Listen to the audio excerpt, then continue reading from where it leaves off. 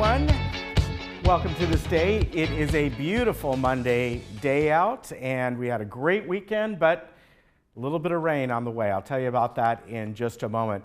On our show today, Liz Cortez is here from the Transportation Department. She's going to give us an update about what's going on in transportation. Also going to tell us about a bus service workshop that is coming up this week that you might want to attend. From the India Club, we have a couple guests talking about a very colorful festival that is celebrated in India, and they're going to celebrate that here as well. So we'll find out more about that. And we're also going to bring you a segment from Radnet and the Bluebird Club. You know, it's that time of the year, right? All the birds are out, the butterflies, beautiful out. Now, as far as meetings go today, GRF has their media and communications meeting that is in the boardroom at 1:30. Now let's get to the weather, and we've had just a stretch of beautiful weather, actually above average weather. We've been below average for I don't know how long, and we got above average. So looking good today, looking pretty good tomorrow, but we got a little bit of rain coming in. And what's going to be happening with this rain is it may come in late Tuesday night. I really doubt it. I think technically here in this area, we won't get any drizzle coming in until probably after midnight. I mean, it could be after 11 o'clock, but not much more than that. But then on Wednesday and Thursday, we're looking at scattered rain. This should not be heavy at all between Wednesday and Thursday.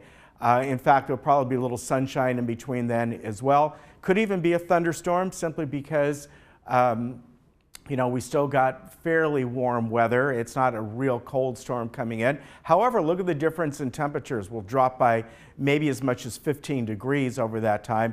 And then Friday, we'll bump it up a little bit and it'll be mostly sunny. And then there is a chance again of another even slight system on Saturday and Sunday. When I say slight, we're looking at maybe 25% over the weekend. Wednesday and Thursday, we're looking at more like 70%. But again, this is not a strong system. These are, you know, spring showers. Spring starts on Thursday, so that's about what it's going to be. So not too bad. All right, as we look around Orange County today and beyond, absolutely beautiful out. A bit cooler today than what it was yesterday. Probably, I'd say by about maybe 5 degrees here and there, but still very nice, mid to upper 70s everywhere. Palm Springs, I was just out there this weekend. It was absolutely beautiful, 85 degrees out there. And Big Bear, look at that, nice and, you know, this time of the year warm up there in Big Bear at 54 degrees. So just an absolutely beautiful day. Tomorrow will be nice as well. We'll start to get increasing clouds as we get really towards the evening. But, you know, you're not going to have to worry about any rain. If we do get it, like I said, tomorrow, it'll be very, very slight, and it won't happen until probably after 11 o'clock at night, and technically probably more into early Wednesday morning. All right, we'll be back in just a moment.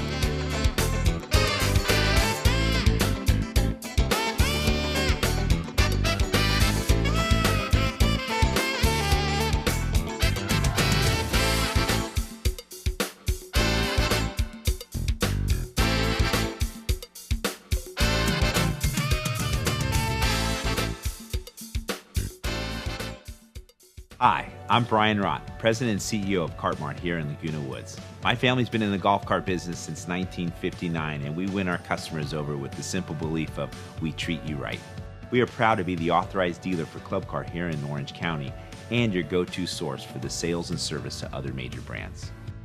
We're conveniently located on El Toro Road, just minutes from Laguna Woods. So come by and see for yourself, while when doing business with Cartmart, there's no reason to go anywhere else. Hey Laguna Woods, it's Ken. And Lisa. Did you miss an episode of This Day? Not to worry. Head over to youtube.com and search Village Television.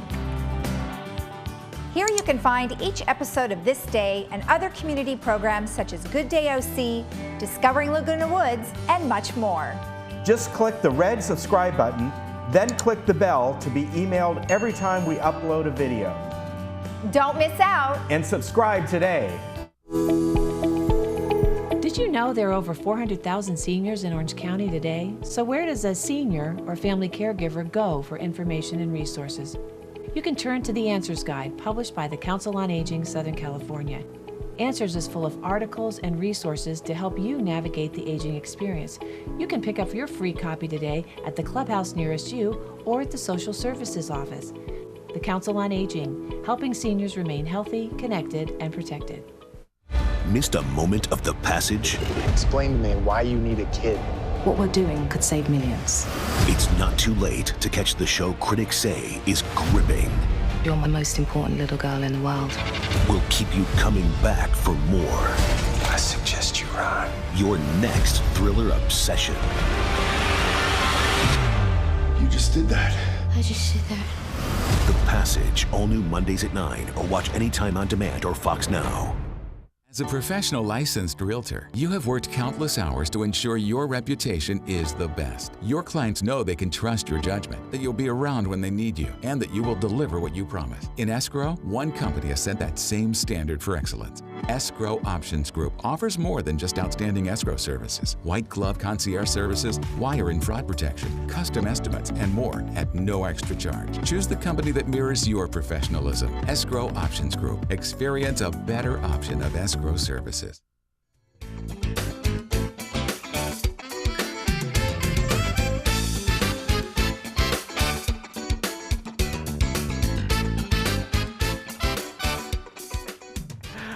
Welcome back. They're telling me they're going, Ken, camera 3. I was off for one day. I forgot what camera to look at. What can I tell you? All right. We have Liz Cortez on today. And Liz, of course, is with our transportation department. Is it transportation coordinator? It would be operations specialist. Operations specialist. Yes. Okay. Well, great to have you here today. Thank you. Pleasure to be and here. Plenty of things we're going to talk about today. Plan a Ride, your wonderful destination shopping program. Yes. The first thing that we want to talk about, though, is the bus service workshop, and this is happening on Wednesday. Yes, it's happening this Wednesday. So please join us if you can. It's a great opportunity for residents to come and personally provide their input regarding our transportation system. And that includes Plan a Ride, or our 8-route bus system that we have currently. And I want to mention that you can see there's 2 locations.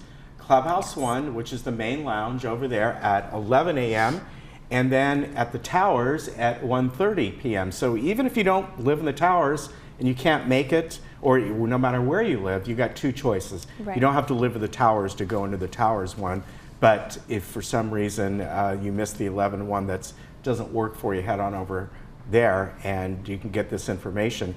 Are you going to be taking input from people? Like, is it sort of a back and forth, hey, we want to hear your ideas, or is it more like, this is what we have now, here are some things that we're going to be talking about? So it's going to be presented by, I believe, Fur and Peers. Okay. So it will be presented by another outside right, they're like a source. third-party consultant, right? Yes. Okay. So I'm not really sure how they're going to be handling it, but I know that they do want the feedback of our residents. Okay. Yes. All right. And are they a company that specializes in Yes. like city transportation and stuff like that that could benefit us? Yes, they do. They have experience in city transportation. Okay. All right. Very good. Now, let's talk about Plan a Ride. We always like to remind folks that this is something that you can call on, and you want to call by noon 2 days before? Yes, the latest would be 2 days before, and the Okay. earliest would be 7 days before your trip. Okay, now I recall it used to be 1 day before. Yes, Okay. but now we have a little bit more of a high volume coming Okay. in, so we will need the 2 days now. All right, so keep that in mind, that if you need somewhere to go, and this would be like someone needs to go to a doctor's appointment or Yes. whatever it might be. Yes, Okay. mainly for appointments, dental, medical. And then you can call that same day, but it's just based on availability. So it's a hit or miss on the same day. Right, okay, so make sure, it's like a popular restaurant. You can try walk-in, but it doesn't mean you're going to get seated, right? Right, right. All right, make reservations early. Exactly. And the next slide shows you the number on that. It's 949-597-4659. And here's the information that when you call, it is a voice system, am I right? You usually don't get a live person, or sometimes you do? Sometimes you do get a live person, Okay. because if you end up getting the voicemail, it's because that live person is already speaking to someone. Okay. So stay on the line and leave your information if you get a voicemail, and this Okay. information here listed is what you would want to leave. Okay. I know it's a little detailed, but it helps greatly in making your reservation. Okay, so again, just you know, the usual stuff: your name, your contact, your banner number, where you want to go, and your time schedule. Yes. Okay, very good. Now, destination shopping, I know this has just been very, very popular. And here's some ones coming up in April. I see one right away, Laguna Beach. That's kind of neat. Yes, that'll be That's nice. going to be a popular one. Yes, Yeah. it'll be popular once the sun comes out more often. And then my two popular ones are Orange Tree Shopping Center and the Marketplace at Laguna Niguel. Those Okay. fill up very quickly, so I recommend calling the first day that I take reservations. Okay. And that's for the month of April. I'm going to start taking them on March 29th, which is a Friday. Okay, so At keep 8 that in a.m. mind. Yes. And you put Wednesday for Mission Viejo Mall. That's a different day than normal? It's not going to be Tuesday, because all Okay. of our shopping, our destination Okay. shoppings are on Tuesdays. This is the only time we'll have it on Wednesday, and it's mainly just working it out with recreation and their monthly Okay. excursions. So for that date, it will be on a Wednesday, and I'll be sure to remind residents when they make reservations. Okay, and I know that throughout the year you go to all different places, and you've got some standards on here. Yes. But I know you go to like the Spectrum and Yes, other we go to different the places. Spectrum, Aliso Viejo, Town Center, or Yeah. Mission Viejo Mall, to name a few. All right, very good. Now, you wanted to give us some reminders, so just things that getting on and on the bus and how to use it and Yes, just how to be respectful. Exactly, things that are, you do on the daily. So it's just a reminder to bring your resident ID card, and if you can possibly swipe it as well on the buses, and just remember that the bus doesn't move unless you're seated, and Yes. just basic reminders, as well as our cart, the size of our carts that you can bring on. Please don't leave anything in the aisles. Okay. So on the next page or the next slide, it shows the dimensions of the cart. I guess these are probably pretty standard if Yes, you go and they buy one are. of these. Yes, and we do want to tie those up on the bus so they won't be in front of you when you're seated. Okay. All right. So keep that in mind. And then the final one is cardboard cleaning. Yes, it's not related to transportation, but it is also something that we want to inform our residents that will be happening. It already began in the beginning of March, probably Okay. the second week of March. So we will be cleaning the carports. And so Okay. keep a lookout for the notices that will be posted on your carports to see when your own carport will be cleaned. Okay. If you are unable to move the car, your car, then we would clean around it. Okay. Now, during that time, where would people park along the streets, as long as they don't park in a red area, right? Correct, yes. Okay. All right. So that is happening now, and you'll get those notices. And if you have questions, call 268-2035. Yes. All right. That's And our custodial. once again, that transportation bus meeting, the bus workshop is going to be happening this Wednesday on the 20th, Clubhouse 1 at 11 a.m. or the Towers at 1:30 p.m. That is this Wednesday. So Yes. this is the time for you to come over there, find out more about it. If you have any opinions or suggestions, that would be a great place to go. Yes. All right. Absolutely. Liz, thank you very much. Thank you, Ken. I appreciate it, and we'll be right back.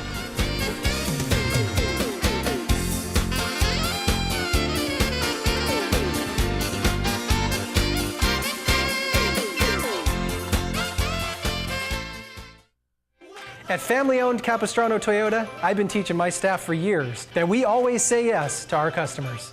Can you help me get financed? Yes, we can help. Will you walk my dog? Yes. Will you change our baby's diapers? Yes, of course. But they may be taking this yes thing a little bit too far. Come and see for yourself that at Capistrano Toyota, we always say yes to our customers. Save now at LA Carpet & More's 50% off sale. Buy direct and save 50% on carpet and 50% off tile. Plus, get 5 years 0% financing. LA Carpet, #1 for you. Save now at LA Carpet & More's 50% off sale. Buy direct and save 50% on carpet and 50% off tile. Plus, get 5 years 0% financing. LA Carpet, #1 for you. I just love that ring. Where'd you get it? I got it at the jewelry box. I saw it on Facebook, and then I went in and bought it. They have the most unique, awesome pre-owned pieces for amazing prices. The Jewelry Box of Lake Forest, voted best jewelry store in Orange County for 8 straight years, offering unmatched prices on fine jewelry and watches, refurbished to new condition. Visit us in our store or shop our website for just arrived items. The Jewelry Box. It's about trust. Welcome to the Invitation to Lexus sales event at South County Lexus. As our guest, you'll find a different customer experience and a remarkable selection of luxury, craftsmanship, and performance, all with exceptional values. Whether you prefer to lease or finance, we have your best interests in mind. You're invited to discover an extraordinary buying and ownership experience. At South County Lexus, different is amazing. My name is Angela. I'm 51 years old and I was diagnosed with a heart murmur. Before the surgery, I was struggling to breathe. I was missing out a lot on playing with my son. I decided to go to Hoag from Nevada to have my mitral valve repair because the surgeons there are excellent. My personal approach to patient care is really taking care of a patient as if they're a member of my family. After the surgery, I can chase him and run around and play with him as much as he wants. It's like a miracle. It's like this patient made it through the toughest time in their life, and it's an awesome feeling. The feeling to see these patients recover, especially when they're critically ill like that, it's just the best feeling in the world. We wanted this to be one of the top cardiovascular centers in the region, the state, the nation, and to be recognized for that. We've achieved that. If I had to go back and make the same choice, I would choose Hoag again. They treated me like family. This changed my life, and now I get to be with my son.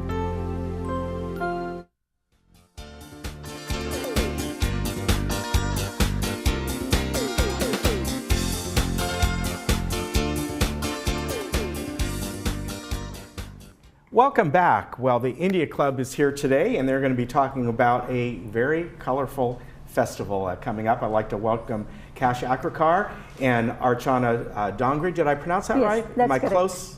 Yeah, you are very close. Okay, very close. Archana. It's actually Archana, but you are close. Okay.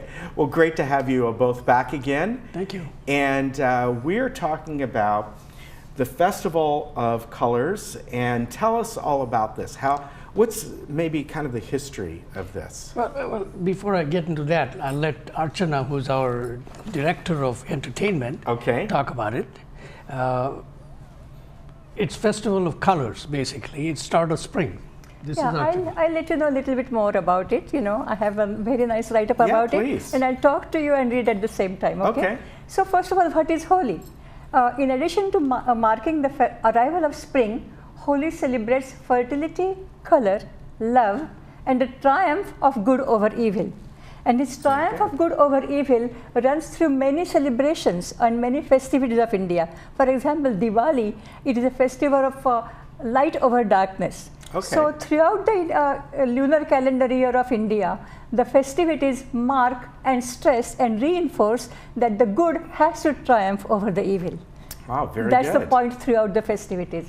To go further, the origins of the festival can be found in various legends in Hindu mythology, one of which tells us the story of a demon named Holika and her brother, who was a king Hiranyakashipu. King Hiranyakashipu believed that everyone should worship him as a god because he had mighty powers. His son Prahlada refused to do so, opting to worship the Hindu god Vishnu instead. Spurred by his son's disobedience, the king and his sister Holika plotted to kill Prahlada.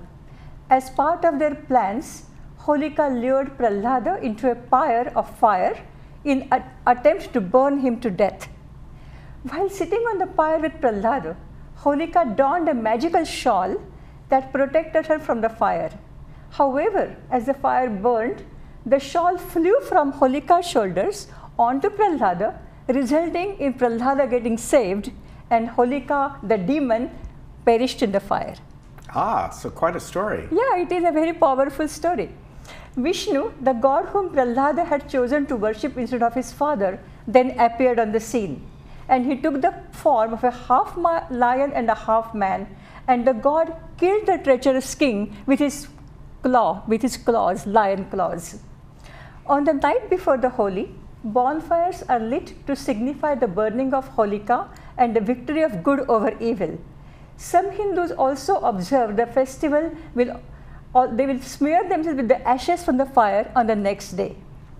So that is done on the first day. Next day people play with colors, and it is called Rang Wali Holi. Rang means color, and Rang Wali Holi means the colorful part of the Holi, which is extremely popular throughout India, and people, it's a big merriment of the whole year. Yes. And you throw colors on each other, enjoy great food, make new friends, embrace the current friends, and it's just a atmosphere of joy everywhere. That's the ambience of the whole festivities. Yeah, it looks like a very fun festival. Yes, yes. Yeah. And colors are very important. People wear colorful clothes, they throw colors on each other and those kind of things.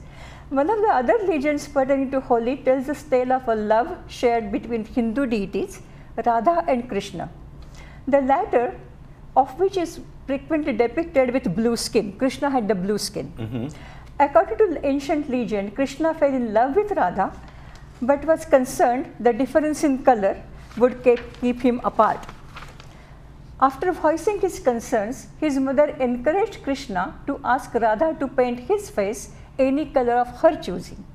This act made Krishna feel less self-conscious of his skin color, and the pair fell in love. And ever since that time, the importance of color and smearing each other with, with different colors like that. Now, when does it take place? As you know, all the festivals in India take place according to the lunar calendar. Okay. And now, is your lunar calendar the same as other Asian countries? Do you follow this? Okay, so it's different. We have a different calendar. Okay. And it takes in the month of Falgun, which is the last month, and on the full moon day, which we call it Purnima. It's the full moon day. It always celebrated on that same day according to lunar calendar. Okay. In the Gregorian calendar, it falls on different days. Usually it will fall either at the end of March or maybe even in early April also. Okay, all right. So kind of like Easter or anything. Exactly. Absolutely, absolutely, yes. So this year Holi will begin on Wednesday, 20th of March, and will end on Thursday, 21st of March. The timing of Holi depends on the moon, as I just explained. And here at India Club, we are going to celebrate it on Thursday, the 28th of March. For the convenience, we cannot do it on the exact same day, but we'll do it within a week.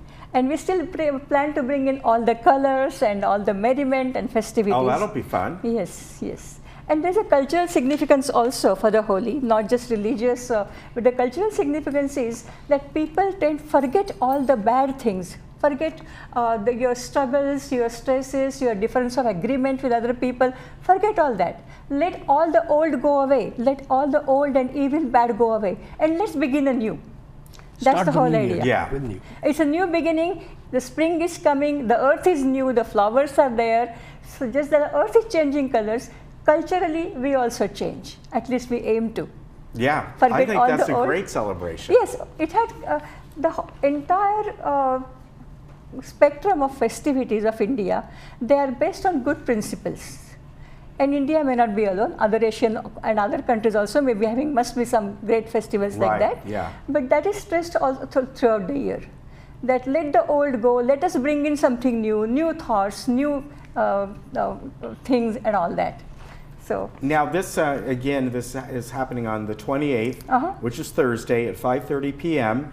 And it's open to everyone, right? Yes, absolutely. Okay. Absolutely. And it's $10 if you reserve in advance and $15 if you don't. This is going to be just a terrific thing. You can have that price. You have a dinner going on. You're going to have the festivities and fun and a lot of fun. Fun and dance. Yeah. People are going to love it. It's our new administration's first program, so we're putting in extra time. Yeah. We have some excellent food, vegetarian food. Yeah. Basically. Yeah. And everybody would love it.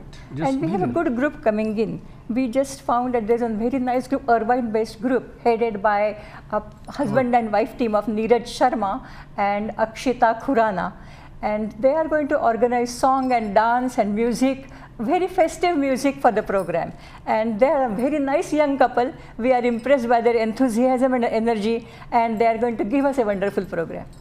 And our theme is unity and participation. Yeah, so that's great. We have local participants. I want to give the numbers, but if you forget these, you can go online to the India Club and under the club pages, and you can call 949-336-8676 or 714-399-5747. Again, if you forget those, go online. You have the information there on the club pages, the India Club. We don't quite have set up the club pages yet. Okay, but call me. Okay, you can call Cash. Yeah, a lot of people call you for a lot of things, don't they? We were talking about that the other day. It's great to have you here today. Well, I do a lot of thankless jobs, but this is an interesting job. Yeah, this is fantastic. So again, March 28th, Thursday at 5:30 at Clubhouse 7.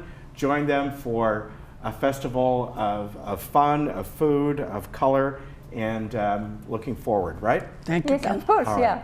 We are working hard for it. Our whole team is working hard for it. Yeah. Fortunately, we have a very strong team, you know. We are all enthusiastic and energetic to get the job done, headed by Prakash Asraikar. He is the president. Just to let you know how strong, she was in the hospital yesterday. Ah, wow. I'm glad you're here today then. Yes, yeah. All right. I managed to come out of it last night. That's good news. Thank you very much. Thank you very much. Thank you We'll very see you much. next time, and we'll be right back. Look to see you all up there. Come on down. That's going to be a lot of fun. Okay.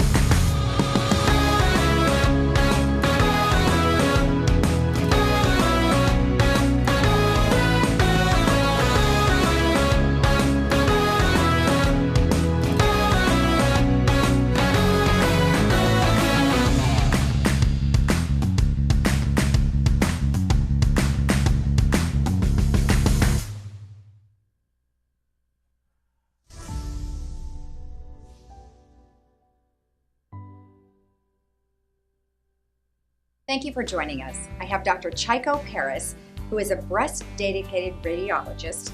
We're going to talk about breast cancer screening. Welcome. Thank you for joining us. Thank you very much for the invite. So tell me, breast cancer screening, what does that mean? So breast cancer essentially is a disease that forms in a woman's breast. And essentially a screening study is a preventive measure to take imaging of the breast starting at a particular age, depending on which guidelines you're following based on certain organizations, to image that breast to look for any type of abnormalities that may have pathology that would be malignant. Okay, so what kinds of screenings are they? You said radiology, so what does that entail? Oh, got you. So in reference to the breast, there is screening mammography, and then there is diagnostic mammography. And essentially the difference is a screening mammogram is for an asymptomatic patient. She comes in, she says, just take my 4 views, and then she goes home and she waits for the radiologist to render his or her report. A diagnostic mammogram, however, is a patient who is now symptomatic. Either she had a screening mammogram read by the radiologist, and that radiologist is recalling her for care for additional views of the breast, or the patient or her doctor are feeling lumps in the breast, she's having pain, she's having nipple discharge, retraction, something is going on to the breast that she and her doctor are concerned with and would like her to come back in for dedicated imaging. So on the day that she comes for her diagnostic mammogram, the imaging obtained by mammography would be evaluated or assessed by the radiologist in real time. And then the radiologist may want additional imaging such as an ultrasound. And then that's it. Whereas a screening mammogram, once she takes her images, that's it. So it obviously depends on what the findings are. Depends on what the findings are, exactly. Okay. But essentially the key difference is a screening is for an asymptomatic patient who's coming for her routine annual mammogram, and a diagnostic patient is either symptomatic or being called back to the facility by the radiologist who read her prior screening mammogram. Got it. Okay, great. And at what age should you be thinking about getting a screening? Gotcha. Well, there's a general consensus that screening mammograms offer a benefit for patients, but there is a lack of uniformity among the various organizations who provide guidelines for us. So the breast radiologists, we follow the American College of Radiology, who are also supported by the American Congress for Obstetrics and Gynecologists and the National Cancer Comprehensive Network, who recommend that women should start their annual mammogram at age 40. Now that's for your average risk women who don't have any family history for breast cancer. The American Cancer Society, they had initially upheld these guidelines, but then in 2015, they changed that and stated that women can initiate their mammograms at age 45, and they choose to start earlier or go back to age 40, speaking to your doctor. Totally different from the United States Preventive Services Task Force, which in 2015 also updated their guidelines and stated that a woman should start her mammogram at age 50.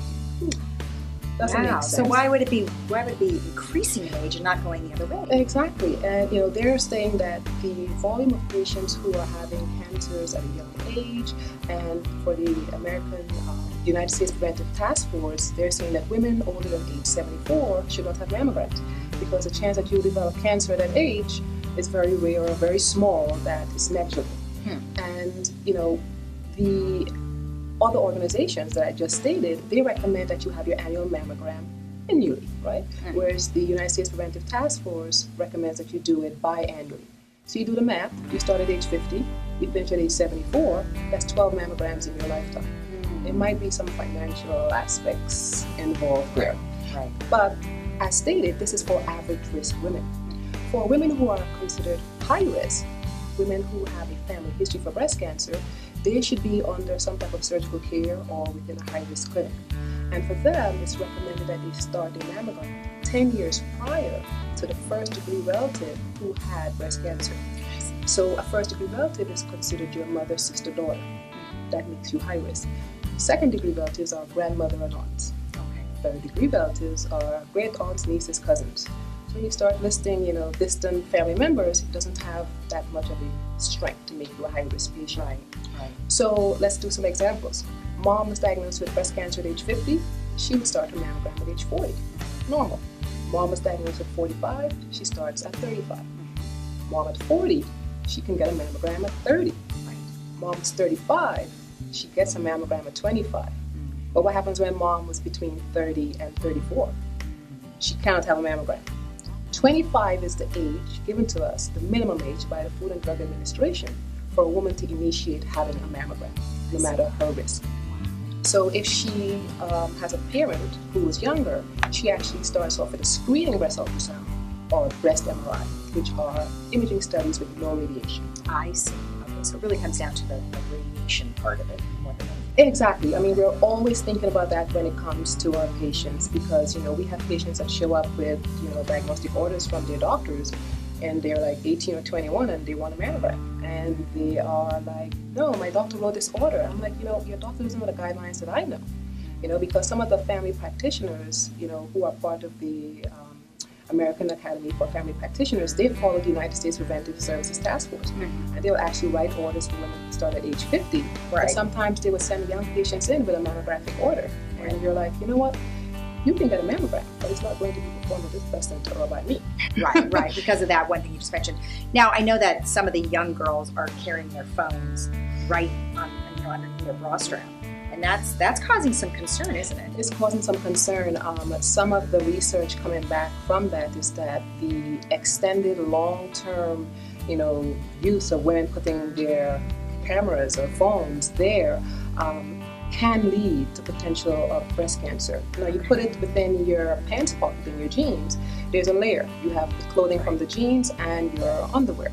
Now you put it in your press, you are trying to say, I don't want to carry an extra purse, I'm going out, I'm hanging out with the girls. You're taking that phone and it's making direct contact with your skin. And we all have phones, no matter the type, iPhones, Android, where sometimes that phone gets hot. You're on the phone with your girlfriend for an hour or two, it's hot. And you have a lot of rare earth metals within these phones. And sometimes you don't even know what they are. And now you take it and you're constantly put it in there. I believe even Dr. John West, the breast surgeon who's out in Orange, he actually have cases where they actually saw imprints or shape exactly of the constant placement of the phone there and the subsequent development of breast cancer. It's really changing over the years, for sure. It definitely is. We have to be a little bit more cautious. I'm glad that you have identified all the different organizations that say something different. So if anyone had any concerns about when they need to be screened, where would you suggest they go for that information? Definitely, I would recommend the American College of Radiology. This is the College of Radiology that monitors everything pertaining to that, but also the National Cancer Comprehensive Network, because they're a broader organization encompassing all the management and guidelines for cancer from head to toe, and they have a very comprehensive guideline for breast cancer. So those would definitely be the two places to start. Thank you very much for joining us. I appreciate you taking the time. It was a pleasure. Thank you for inviting me. And thank you for joining us.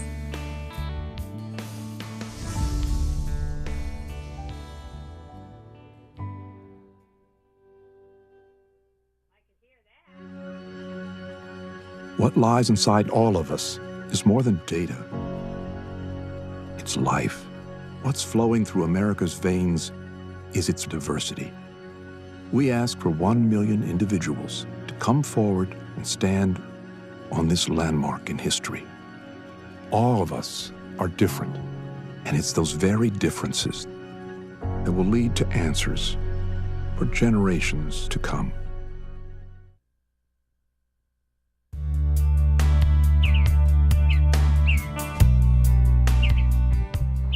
Well, you're probably wondering why I'm standing out here in our beautiful golf course and not playing golf. Well, I'm here for a really great reason. I'm with Danny Hansen of the Western Bluebird Club. Did I say that right? Western Bluebird Club, yeah. And we're here today to talk about the bluebirds here in Laguna Woods Village. You know, this has been a very hot topic right now, and a lot is going on. The placement of the boxes, and a lot of the boxes are deteriorating. And you're on the forefront of this. You're the one, you're kind of one of the caretakers of all this, right? Yes, I was asked to coordinate a program that had begun in the mid-1980s. And what we found of the 1,130 bluebird boxes that had been placed in the village since then, that many had become dilapidated, run down. And the biggest problem is the amount of grass that one bluebird family would need to feed at the end of a fledgling cycle. There are 6 babies that are adult size plus the 2 adults.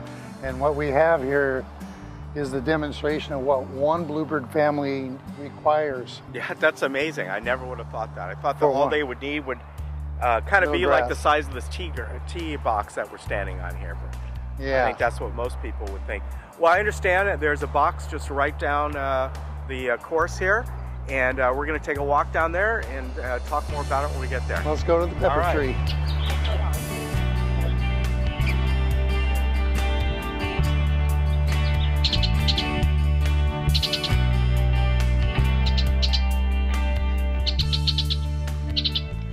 So Danny, we're coming up to one of the bluebird boxes here that are right along the course. And this one's in pretty good shape, from what I understand. We're going to talk a little bit more about that. And I understand there's some fledglings inside this box, right? Yes, these are actually the first fledglings I'm going to look at this year, probably. I haven't opened it up yet, but last week there were eggs in there. Now, I asked you a little bit earlier. You were just kind of giving me some details. Isn't this disturbing to them for you to open this up and see how many are in there? Yes, they're very territorial, and they do not like me or squirrels or cats or anything else coming near, and they will dive bomb us probably just to let us know their displeasure. Watch out for them. Now, since I don't really know the patterns of bluebirds, do they hatch once a year in spring like most people think? Is it twice a year? What is it? They will have a nest, usually around April, and they will have a 3-week actual period where after they hatch, they will fledge. And they can do this twice or up to 3 times in 1 year. Okay. Depending on if you get the box cleaned and ready for them right away, or there's another dead tree or snag for them to go to. So tell me why this program, whether it's here in the village or throughout Orange County or throughout the nation, why are these bluebird boxes so important? Can't they find places to live on their own? And that's the perfect question. The problem is simply that bluebirds live in what's called a snag, or a dead tree. A dead tree in California that they're still observing has over 70 species existing, living, eating off of a dead tree. It takes about 20 years to complete the process. They're safer than regular trees because they're not as fire prone. They're actually safer. Really? Yes, it's because of you have all of the leafy thin stuff. Have you ever tried to burn a log? Right. You have to break it up. Yeah. So it's very hard, and we've taken every single dead tree around here out of here, and that leaves no home. So we simply provide a box. And these are all made out of wood. And I asked you earlier, I noticed that some photos that you had sent me that some of them were painted blue. I think people walking around are expecting to find a blue box, but you prefer them not painted, right? For weight purposes, plus the cedar's naturally resistant to the moisture, and it's inexpensive. We've got cedar boxes have been around for years. What our club has done is actually adapted the hooking mechanism to make it much simpler, less expensive, easier to operate and do a monitoring, which we'll see soon. What about the amount of boxes that were here in the village? I know we've seen you talk at some of the meetings that there were something like 1,100 boxes, and we just got through talking about how their habitat to be able to feed their young is much bigger than most people would think, right? In United, as an example, the area between gates 1, 2, 3, 4, where I've done my study at, there are now 9 boxes that are thriving in that area because of the amount of acreage that's available. There's very little. And what we need to do is, today we just saw a robin as we were walking down here. Robins and other animals and birds that eat off the grass, now they can also, we're not using every space for bluebirds.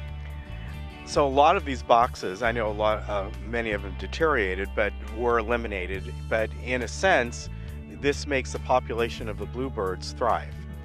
Actually, it's gone up. I've more than doubled what the other people in the village have done with their boxes, with a huge percent fewer. They're running 20 boxes, some of them, and only 1 bluebird will be existing in it. So Danny, how did the community get up to 1,100 boxes or whatever that high number is, and to the point where, like you were saying, it was probably way too many? This came out of the Audubon Club, founded in the 80s too by Manny Ackerman and carried on by Earl Garrison afterwards. They felt it was an ideal environment for the bluebirds, not realizing at that time how much space they actually needed. Some of this information is newer. Okay. And I've tried to apply the best practices of bluebirding, and the first practice is location, location, location. And of course, many of these boxes on their own have deteriorated over the years. I mean, they are made out of wood after all, and whether it's cedar or whatever it might be, naturally they're going to deteriorate, right? Yes, and that's why we have a person that does exclusively the wood shop making boxes that we need, but he's not really needed as much as they were because there's just way too many. How long will these boxes last? How often do you have to trade them out? Do they need to be cleaned just because of the bluebird season by season? They get cleaned after every nesting. Okay. So that's 2 to 3 times a year I will actually clean them out totally. And replacing the boxes, this is year 3 and we haven't replaced any. The door hooks are the only things that break off, but yeah. What about, you mentioned that maybe up to 3 times a year they have their hatchlings, their fledglings. Is it the same family, or once they grow up, they all move out?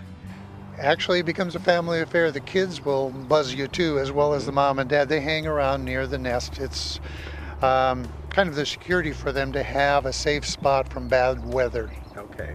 So Danny, I understand that you folks have developed this kind of special pole to take these down. So tell me the steps. How do you do this? You know, they're several feet up. They're 10, 12 feet up, right? Usually about 9.5 feet is our reach limit, which we want to be above water sprinklers, and the worst predator of all has been quoted many times is man. And we need to get human intervention out of it as much as we can. The boxes themselves, you'll see the hook. It's a much more demonstration than it is explanation of how simple it works. Dave Southworth, one of the residents in United that was helping out at the time, invented this little arrangement, and it's so cheap, and when you see it you'll go, wow, that's cool.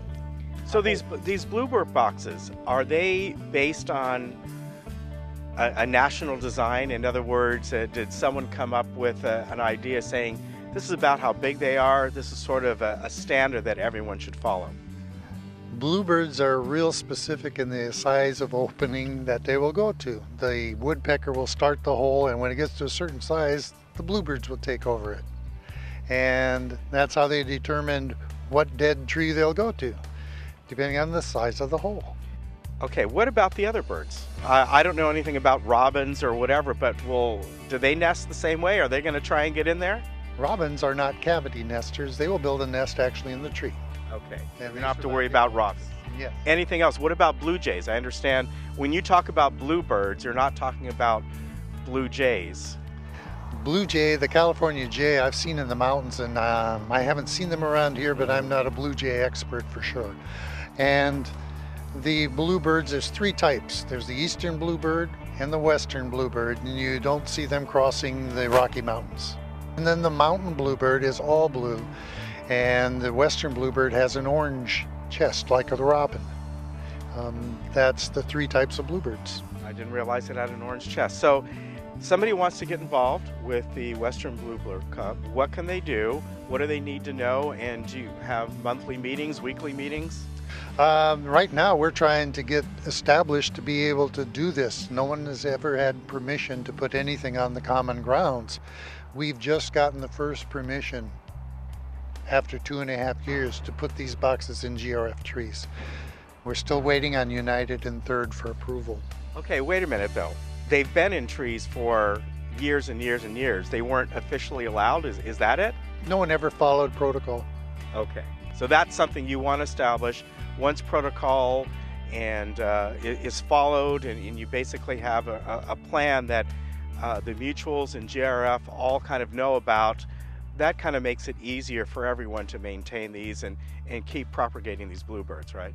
It needs a coordinated program, comprehensive, just something that's going to work. This isn't working. So Danny, this is really great what all you folks are doing here, and doing it the right way, making a coordinated effort to take care of these bluebirds. I didn't know anything about them. I just thought, like any other bird, they kind of fend for themselves, and I guess in certain situations they do, but here in the village, you really need folks like you to kind of look after them, right? That we do, and it doesn't require a lot of work. It's probably one of the monitors does the par 3 course in an hour. Yeah, not too bad. Well, thank you very much. I really appreciate bringing us out here today and educating me and educating everyone else about the importance. You've been hearing a lot about this, and now you kind of know what it really is about. Danny, thank you very much. Thank you, Ken, very much.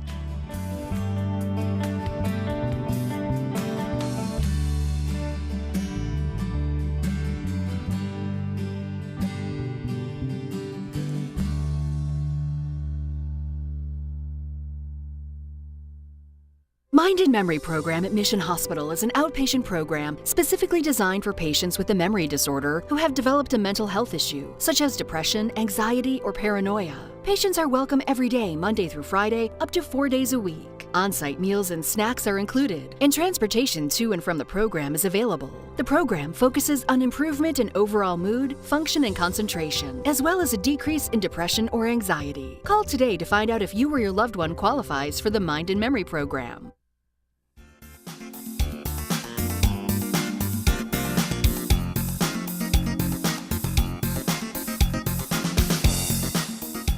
Well, our movie coming up today is called Mary, Queen of Scots. This is, of course, based on a true story. It's about the relationship between Elizabeth I, who was the Queen of England, and finds her condemned, Mary finds her condemned to years of imprisonment before facing execution. This was really a battle, in a sense, between two sisters.